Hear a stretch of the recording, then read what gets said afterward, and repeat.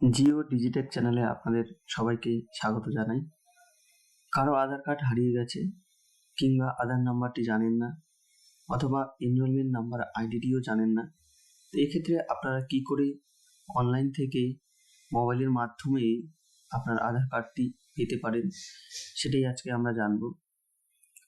তো শুরু করার আগে বলেই দেখি যে আপনার আধার কার্ডের সঙ্গে অবশ্যই মোবাইল নাম্বার লিঙ্ক প্রয়োজন। এক্ষেত্রে সর্বপ্রথম আমরা যে কোনো একটি ওয়েব ব্রাউজারে চলে আসব। এখানে সার্চ অপশন যে রয়েছে, এখানে আমরা মাই আধার লিখব।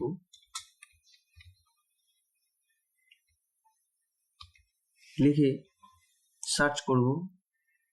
সার্চ করার পর ইউআইডিএআই এর যে অফিসিয়াল ওয়েবসাইটটি রয়েছে সেটাতে আমরা চলে যাব। এরপর অফিসিয়াল ওয়েবসাইটটি খুলে আসলে ঠিক এরকম পোর্শন চলে আসবে। এখানে মাই আধারের যে অপশনটি রয়েছে এখানে আপনি যাবেন। এরপর এখানে দেখতে পাবেন রিট্রাইভ লস্ট অর ফরগেটেড, এখানে আপনাকে যেতে হবে।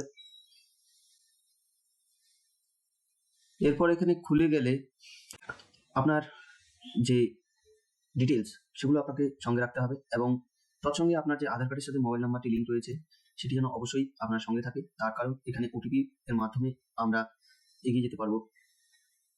একটু সময় লাগছে, তো আধারের সার্ভার অনেকটাই ইস্যু থাকে, প্রায়ই এরকম একটু লেট হতে পারে।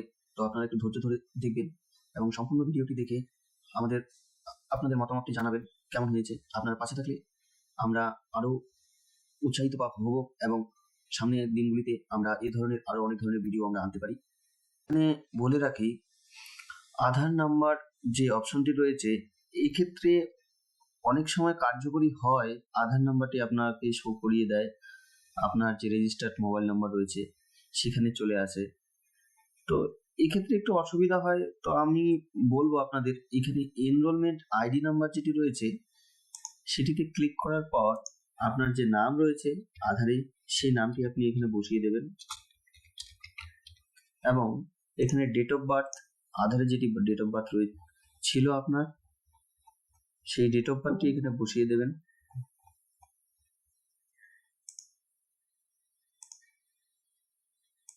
বসানো হয়ে গেলে আপনার যে মোবাইল নাম্বারটি রয়েছে রেজিস্টার্ড সেই মোবাইল নাম্বারটি এখানে দেবেন এবং পাশের ঘরের যে ক্যাপচাটি সেটি আপনাকে সঠিকভাবে ফিল করতে হবে।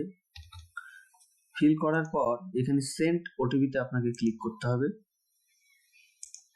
সঙ্গে সঙ্গে আপনার রেজিস্টার্ড মোবাইল নাম্বারে একটি ওটিপি চলে যাবে, সেই ওটিপিটি এখানে বসিয়ে দেবেন। হয়ে গেলে এখানে সাবমিট করবেন। সঙ্গে সঙ্গে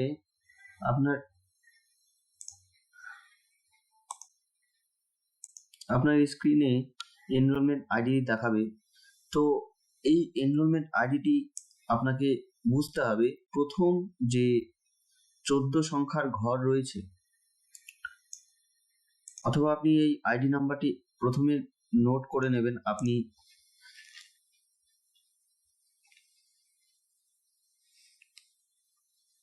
নোট করা হয়ে গেলে এরপর চলে যাবেন ড্যাশবোর্ডে।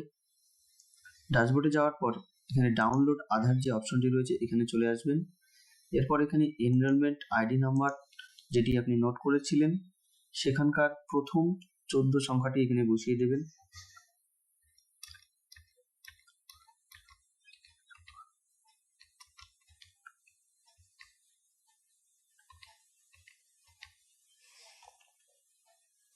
বসানো হয়ে গেলে 14 সংখ্যার পর আপনার যে ডেট অফ বার্থ, মানে এনরোলমেন্ট আইডিটি যেদিন হয়েছিল সেই ডেটটি এখানে 14 সংখ্যার পর আপনি দেখতে পাবেন। এখানে ইয়ারটা প্রথমে থাকবে, প্রথম 4 ডিজিট আপনাকে ইয়ার ধরে নিতে হবে। প্রথম 4 ডিজিট আপনাকে ইয়ার ধরার পর তারপরে 2 ডিজিট হচ্ছে আপনার মান্থ এবং তারপরে ডিজিটটি হচ্ছে আপনার ডবল ডিজিটে হবে। তারপরে ডিজিটটি হচ্ছে আপনার ডেট। আমার ডেট সিলেক্ট হয়ে গেল। তারপরে এখানে আপনাকে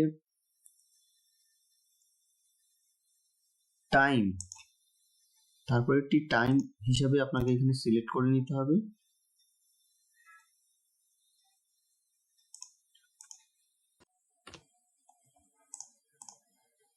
দেখুন ওটিপি চলে গেল। এখানে আপনার রেজিস্টার্ড মোবাইল নাম্বারে যে ওটিপিটি যাবে সেই ওটিপিটি এখানে বসিয়ে দেবেন। এরপর ভেরিফাই অ্যান্ড ডাউনলোড করে নেবেন। ডাউনলোড করার পর আপনার ক্যাপিটাল লেটারে প্রথম 4টি সংখ্যা নামের 4টি সংখ্যা হচ্ছে আপনার এবং আপনার ডেট অফ বার্থের ইয়ার নামের প্রথম 4টি সংখ্যা এবং ইয়ার ক্যাপিটালে, এটি হচ্ছে আপনার পাসওয়ার্ড এই পিডিএফটির, যে পিডিএফটি আপনি ডাউনলোড করবেন।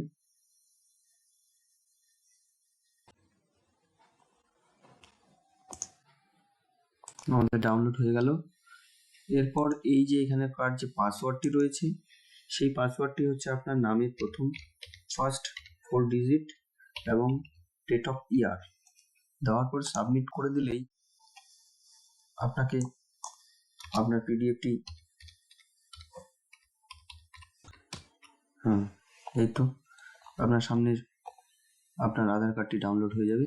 এরপর আপনি প্রিন্ট করে চাইলে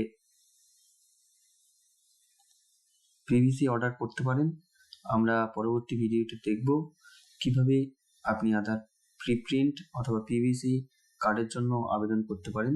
ধন্যবাদ আজকের ভিডিওটি সম্পূর্ণ দেখার জন্য। Subscribe and share.